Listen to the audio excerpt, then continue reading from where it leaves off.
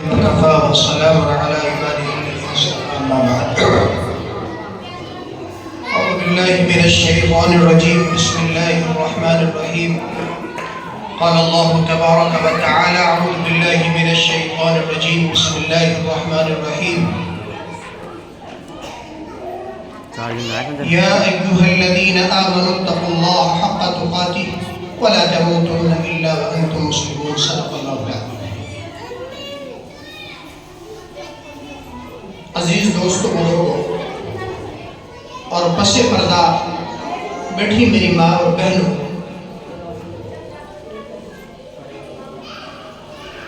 بڑی خوشی کا موقع ہے کہ ایک ایسی جگہ پر جہاں کبھی کسی کے ذہن میں اس بات کا تصور بھی نہیں کیا جا سکتا تھا کہ یہاں کبھی ایسے دین کا ایک باغ چلے گا اور دین کی ایک شعائیں پھیلیں گی، لوگوں کے ذہنوں میں بھی نہیں تھا. لیکن آج الحمدللہ اسی جگہ پر کتنے بچیاں قرآن کریم پڑھ رہے ہیں، کتنے بچے قرآن کریم پڑھ رہے ہیں، اور الحمدللہ یہاں کی بچیاں عالمہ فاضلہ بھی بن رہی ہیں اور بچے بھی قرآن کی تعلیم سے آشنا ہو رہے ہیں. تو یہ بڑی خوشی کا مقام ہے. انہی بچوں کی بنسبت جو ہے یہ ہمارا آج کا پروگرام ہے. آج شب برات بھی ہے اور آج کا یہ پروگرام بھی بچوں کے پروگرام اور بچوں کی تعلیم کی نسبت پر ہے. اصل بات تو اور نصیحتیں تو ہمارے مولانا کی ہوگی اور انہی کے بعد دعا ہوگی جو ہمارے علاقے کے سرپرست ہیں، ہمارے صدر بھی ہیں، پوری تحصیل کے 15 سالوں سے جمعیت کے صدر ہیں اور تقریباً دہائی سے اس علاقے کی دینی خدمت مولانا خالد صاحب ہمارے 25 سالوں سے تقریباً اس علاقے میں دینی خدمات کو انجام دے رہے ہیں اور بڑے زمانے اور بڑے حالات دیکھے ہیں. آج الحمدللہ مسجد بھی بڑی عالی شان ہے، اوپر نیچے بنا ہوا ہے اور کتنی ساری تعداد ہے. عورتوں کا بھی ماشاءاللہ جمع غفیر ہے، مرد حضرات بھی اپنے قیمتی اوقات کو لے کر آئے ہیں. ایک دور یہاں وہ بھی تھا کہ یہاں آدمی ڈھونڈا نصیب نہیں ہوتا تھا، نماز میں چیدہ آدمی جماعت کرنے کے لیے نمازوں کو لوگوں کو ڈھونڈ کے لانا پڑتا تھا. اور آج الحمدللہ تو اس میں کہیں نہ کہیں جہاں مقامی لوگوں کی خدمات ہے وہیں شانہ بشانہ ہمارے مولانا خالد صاحب، ان کی بھی بڑی خدمات اور بڑی قربانی ہے. انہوں نے لوگوں کا شانہ بشانہ رہے اور جہاں جو ہو سکا جب ضرورت پڑی اپنا تعاون کیا. اسی طریقے سے علاقے میں بہت ساری مسجدیں ہیں تو علاقے میں مولانا کی انہی کی نصیحتیں ہوں گی، انہی پر دعا ہوگی. مجھے تو چند باتیں عرض کرنی ہے. عرض یہ کرنا ہے خاموشی کے ساتھ سنو. دیکھو بچیاں خاموش بیٹھے، بات سنو بالکل خاموش. جب اللہ کی اور اس کے رسول کی اور قرآن کی بات ہو تو توجہ سے سننا چاہیے. بے توجہی کے سننے سے اللہ تعالیٰ ناراض ہوتے ہیں اور نفع کے بجائے نقصان ہوتا ہے. حدیث کے اندر آتا ہے کہ جب آدمی اللہ کا ذکر توجہ سے کرتا ہے تو اسے اللہ کا قرب ملتا ہے، اللہ کا قرب ملتا ہے. اور جب کوئی آدمی اللہ کا ذکر بے توجہی کے ساتھ کرے تو پھر بجائے قریب ہونے کے دوری ہوتی ہے. جیسے ایک آدمی بیت اللہ کے اندر جا کر ایک نیکی کرتا ہے تو اسے ایک نیکی کے کرنے کا اجر 1 لاکھ کے برابر ملتا ہے. مدینے کے اندر کرے مسجد نبوی میں ایک نیک عمل تو 50,000 نیکیاں اس کے اعمال نامے میں لکھی جاتی ہیں. لیکن جس طریقے سے وہاں نیکیوں کا اجر بڑھا ہوا ہے اسی طریقے سے وہاں گناہ کرنے کا گناہ بھی بڑھا ہوا ہے. تو جہاں دین کی مجلس لگے انہیں توجہ سے سننا چاہیے. تو میری محترم خواتین اور میرے عزیز دوستوں بزرگوں، اللہ تعالیٰ ایماندار بندوں اور بندیوں سے مخاطب ہے اور یوں کہتے ہیں کہ اے میرے بندوں اور بندیوں، اللہ کہتے ہیں مجھ سے ڈرو. کیا کہتے ہیں؟ مجھ سے ڈرو. کیسا ڈرو؟ جیسا ڈرنے کا حق ہے.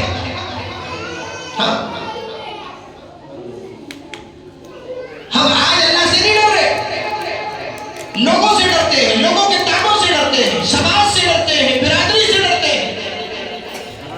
لوگ کیا کہیں گے، سماج والے کیا کہیں گے، لوگ تانا دیں گے. لوگوں کی غلامی ہم منظور کر رہے ہیں، اللہ کی غلامی نہیں کر رہے.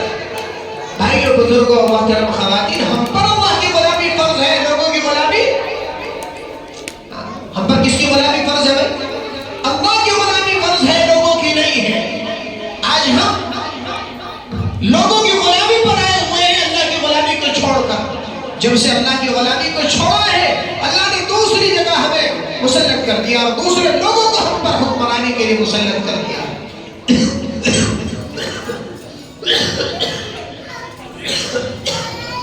اسی لیے فرمایا کہ اے ایمان والے بندوں اور بندیوں، اللہ سے ڈرو۔ کیسے ڈرو؟ جیسا اللہ سے ڈرنے کا حق ہے۔ کیوں؟ کیونکہ انسان انسانوں سے چھپ سکتا ہے، رات کے اندھیرے میں، تہخانوں میں، سات تالوں میں بند ہو کر اپنے آپ کو چھپا سکتا ہے، لوگوں کی نظروں سے اوجھل کر سکتا ہے، لیکن اللہ سے اپنے آپ کو، اپنے عمل کو آدمی کبھی نہیں چھپا سکتا۔ اس لیے کیا فرمایا؟ تم جو عمل کرو، جیسا عمل کرو، چاہے رات کی تاریکی میں کر رہے ہو، دن کے اجالے میں کر رہے ہو، مجمع عام میں کر رہے ہو، یا تنہائی میں کر رہے ہو، اس کا خیال رکھو کہ میرا اللہ مجھے دیکھ رہا ہے، میرا اللہ مجھے دیکھ رہا ہے۔ اس لیے کہ بھائیو بزرگوں، اصل مالک الملک اللہ ہے، اللہ ہی عزتوں کا مالک ہے، اللہ ہی ذلتوں کا مالک ہے۔ اسی اللہ کا خوف ہمارے دل کے اندر ہونا چاہیے۔ اللہ کا ڈر دل سے نکلا ہے، لوگوں کے ڈر دلوں کے اندر آئے ہیں، اور یوں فرمایا جب اللہ کا ڈر دل سے نکلے گا تو مخلوق ڈرائے گی، اور فرمایا اللہ سے محبت پیدا ہوگی، اللہ کا قرب ہوگا، اور جب اللہ کا ڈر، اللہ کا خوف ہمارے دل کے اندر ہوگا تو پھر دنیا کی زندگی اطاعت پر ہوگی، اور زندگی اطاعت پر ہوگی تو پھر اللہ کی مدد ہم اپنی آنکھوں سے دیکھیں گے۔ جہاں مشکلات آئیں گی، جہاں راستے بند ہوں گے، اللہ تبارک و تعالیٰ وہیں سے راستے کھولے گا۔ یوسف علیہ السلام کو دیکھو، 7 تالوں کے اندر ہے، بچنے کا کوئی امکان نہیں ہے، راستہ کوئی سامنے نظر نہیں آ رہا، اللہ کی خوف تھا، اللہ کی ذات پر یقین تھا، اللہ تبارک و تعالیٰ نے سارے دریچے بند ہیں، سارے راستے بند ہیں، بچنے کا کوئی امکان نہیں ہے، دل کے اندر خوف خدا ہے، دل کے اندر خوف خدا ہے، دل کے اندر اللہ کا ڈر ہے، اللہ تبارک و تعالیٰ نے وہیں سے راستے ان کو کھول دیے۔ اس لیے دوستو بزرگوں، ہمارے ہم دنیا کی زندگی گزارے اللہ کے خوف کے ساتھ، اللہ سے ڈرے، دنیا والوں سے ڈرنے سے نہیں، سماج اور برادری کے ڈرنے سے کچھ نہیں ہوگا۔ برادری والے ہمیں ذلیل کہیں، اگر ہم اللہ کی نگاہ میں عزت والے ہیں تو ساری دنیا کے ذلیل کہنے سے ہم ذلیل نہیں ہو سکتے۔ کیوں فرمایا جس کے دل میں اللہ کا ڈر اور اللہ کا خوف ہوگا، اس کی دنیا کی زندگی بھی عافیت اور عزت والی ہوگی، اور آخرت میں جو مرنے کے بعد کی زندگی ہے اللہ اسے بھی عزت والی بنائے گا۔ جو دنیا میں اللہ سے ڈر جائے گا، میدان محشر میں بے خوف ہوگا۔ الا ان اولیاء اللہ لا خوف علیہم ولا هم يحزنون۔ اس لیے فرمایا آخرت میں جو بے خوف ہوگا وہی ہوگا جو دنیا میں اللہ کے خوف کے ساتھ زندگی گزارے گا۔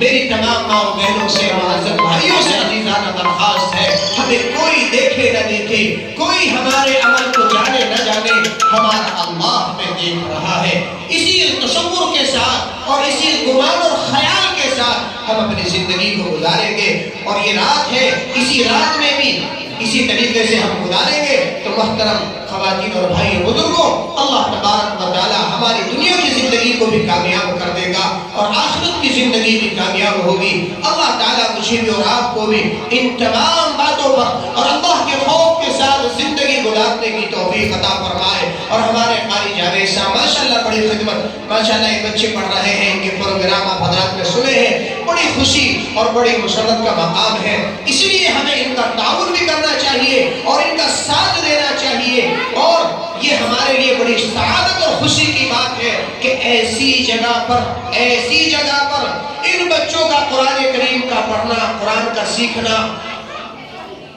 یہ بڑی سعادت مندی کی اور بڑے فخر کی چیز ہے، اور اس کے لیے بھی فخر کی چیز ہے جو قرآن کی تعلیم پر، قرآن کی اشاعت پر اپنے جان مال کو صرف کر دے، ان قرآن والوں پر اپنے جان مال کو لگا دے، ان سے محبت کرے، ان کے لیے بھی سعادت کی بات ہے۔ اللہ تعالیٰ مجھے اور آپ کو بھی عمل کی توفیق عطا فرمائے۔ آخر دعوانا الحمدللہ رب العالمین۔